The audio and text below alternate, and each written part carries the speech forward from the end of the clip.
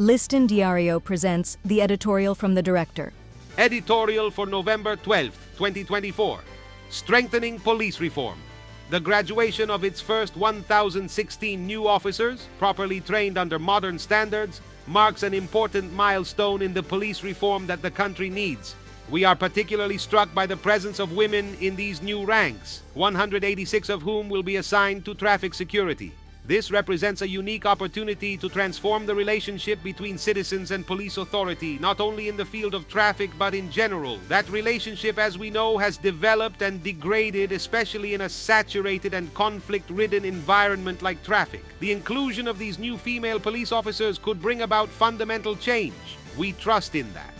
Unlike the often tense and violent relationship that many citizens experience with male officers on the street, the female presence inspires greater empathy and respect. This sensitivity could contribute to reducing the levels of anxiety and desperation that arise daily on the country's congested streets.